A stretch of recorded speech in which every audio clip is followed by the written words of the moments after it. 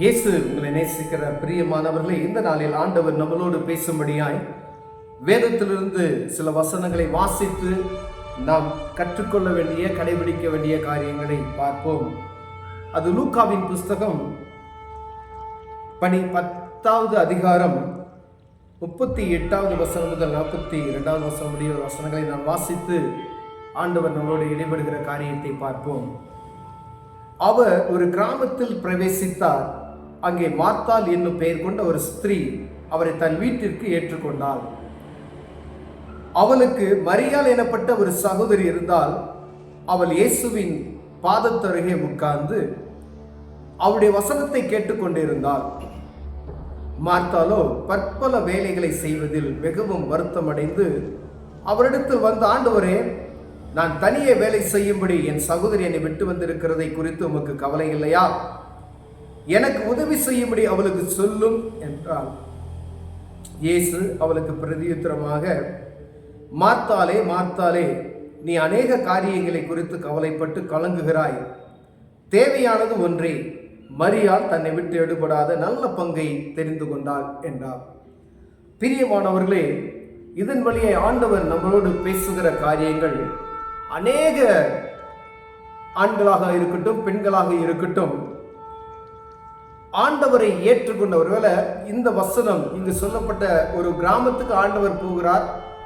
அங்கு ஆண்டவரை ஏற்றுக்கொள்ளக்கூடிய ஒரு சகோதரி இருந்தால், அவங்க வீட்டுக்கு ஏற்றுக்கொள்ளக்கூடிய ஒரு சகோதரி இருந்தால் இந்த வேதம் சொல்லுகிறது. பிரியமானவர்களே, இந்த இடத்துல ஆண்டவர் நம்மளோடு பேசும்படியாய் ஒரு ரட்சிக்கப்பட்ட குடும்பத்திற்குள், இயேசுவை அறிந்து கொண்ட ஒரு குடும்பத்திற்குள் ஆண்டவர் பேசுகிற காரியத்தை நாம் பார்ப்போம். ஒருவேளை நம்ம ரட்சிப்பின் அனுபவத்தை அறிந்து இயேசுவை ஏற்றுக்கொண்டு நல்ல ஊழியம் செய்திருப்போம், நல்ல ஜெபம் செய்திருப்போம், ஆண்டவரை அறிந்திருப்போம். அப்படிப்பட்டதான ஆட்களை ஆண்டவர் இந்த நாளில் தேடிக்கொண்டிருக்கிறார். பிரியமானவர்களே, இந்த மார்த்தாள் ஆண்டவருடைய சமூகத்தில் வந்து அநேக வேலைகளை அவள் கவஸ்தப்படுறதையும் அவள் சொல்றா. என் சகோதரி வந்து எனக்கு என்ன செய்ய மாட்டேன்றா, உதவி செய்ய மாட்டேங்கிறா, நீர் அவளிடம் சொல்லும் என்று அவள் கேட்கிறதை பார்க்கிறோம்.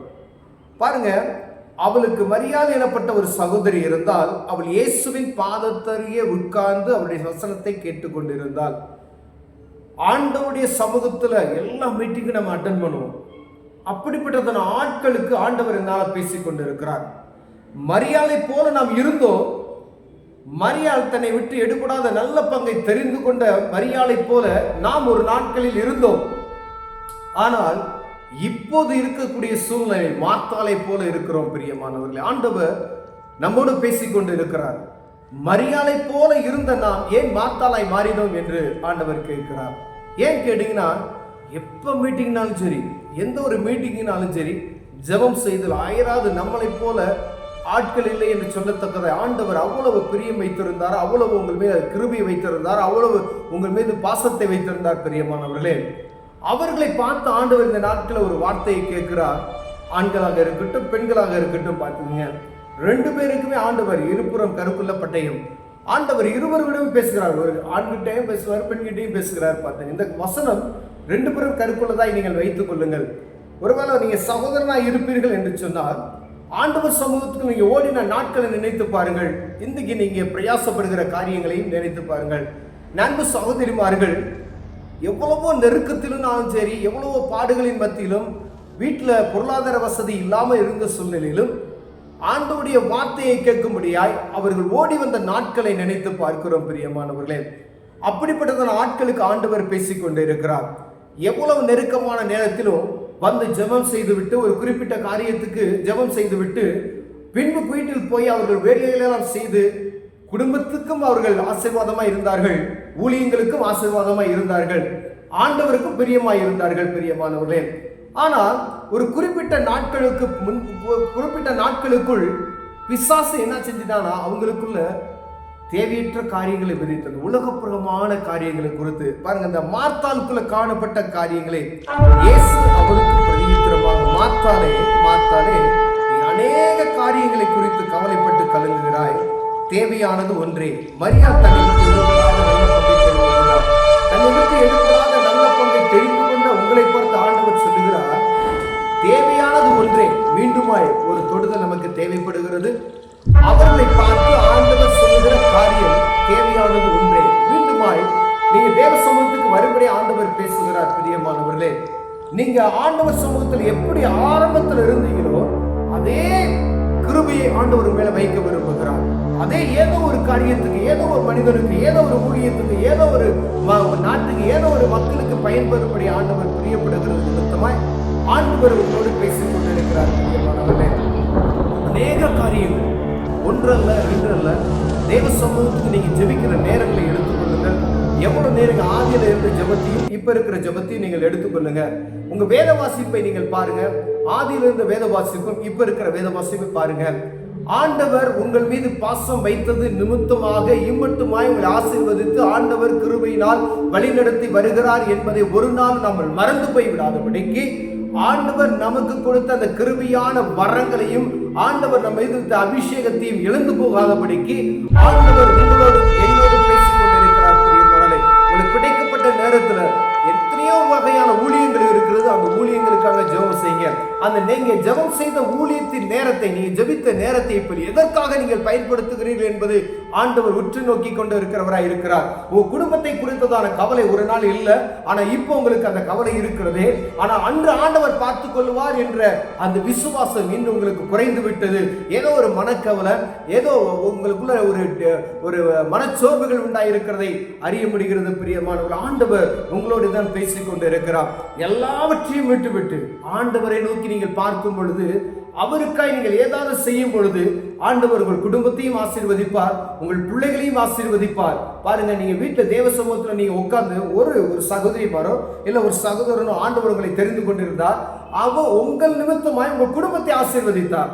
இப்ப நீங்களே சோர்வாயிட்டீங்க. அதாவது உங்க குடும்பத்துக்குள்ள இருக்க மற்றவங்க நிமித்தமாய் நீங்க சோர்வாய், யாரும் ஒருத்தர் நிமித்தமாய் நீங்க சோர்வாகி விட்டீங்க. ஆனா உங்க நிமித்தமாய் உங்க குடும்பம் ஆசீர்வதிக்கப்பட்டது. உங்க குடும்பம் ஆசீர்வதிக்கப்பட்டது இப்போ குறைச்சல் இருக்கிறதை நீங்கள் உணர முடியும். பிரியமானவர்களே, அப்படியானால் நீங்க மீண்டுமாய் தேவ சமூகத்துக்கு வரணும். உங்கள் நிமித்தம் உங்க முழு குடும்பமே என்ன செஞ்சிருக்கும்? நீங்க ஆண்டவருக்குள்ளாய் வழி நடத்திருக்க வேண்டும்.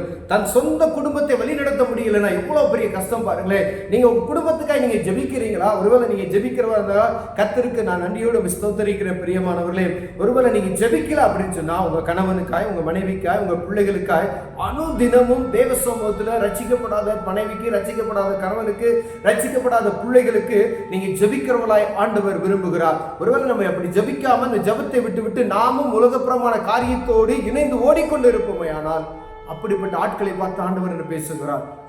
மார்த்தாளை போல இல்லாதபடி மரியாளை போல தன்னை விட்டு எடுபடாத நல்ல பங்கை தெரிந்து கொள்ளும்படி ஆண்டவர் விரும்புகிறார். பிரியமானவர்களே, எல்லா பகுதியிலும், ஒருவேளை ஒரு குறிப்பிட்ட இடத்துல இல்லை, எல்லா பொதுவான ஆவிக்குரிய வட்டாரத்துல இப்படிப்பட்டதான மனச்சோர்வுகள், ஆவிக்குரிய சோர்வுகள் உண்டாயிருக்கிறது நாம் பார்க்க முடியும். மார்த்தாள் செய்த காரியம் அப்படியே மரியாளுக்குள் வந்துவிட்டது. எல்லாரும் மரியாளை இருந்த நீங்க மார்த்தாளாய் மாறிவிட்டீர்கள். பிரியமானவர்களே, மீண்டும் ஆண்டவர் மரியாளை போல தன்னை விட்டு எடுபடாத நல்ல பங்கை தெரிந்து கொள்ளும்படியாய் உங்களை அழைக்கிறார். பிரியமானவர்களை, கண்களை மூடுவோம், ஜெபம் செய்வோம். அன்பின் தகப்பனே, அருமையான நாளுக்காக நான் நன்றியோடுமை துதிக்கிற ஐயா. ஆண்டவரே, ஆதியில கொண்டிருந்த அந்த அன்பு எங்களுக்கு மீண்டுமாய் வரட்டும் ஐயா. எங்கள் நிமித்தம் அநேக பேர் ஆசீர்வதிக்கப்படும்படி எங்களை அழைத்து ஆண்டவரே அதை மறந்து விட்டு உலகத்தை பார்த்து கொண்டிருக்கிறோம். ஆண்டவரே, இயேசுவின் நாமத்தில் அப்படிப்பட்டதான காரியத்திலிருந்து எங்களை விடுவித்து மீண்டுமாய் உமது அன்பிற்குள் எங்களை இணைத்துக் கொள்வீராக. உம்மை விட்டு எடுபடாத நல்ல பங்கை தெரிந்து கொள்ளும்படியா ஆண்டவரே உமது பிரசன்னத்தை எங்க வீட்டுக்குள் ஆண்டவரே அளவு பண்ணுவதற்கு தேவன் கிருபை பாராட்டும்படியா நாங்கள் ஜெபிக்கிறோம். இயேசுவின் நாமத்தில் பிதாவே, ஆமென்.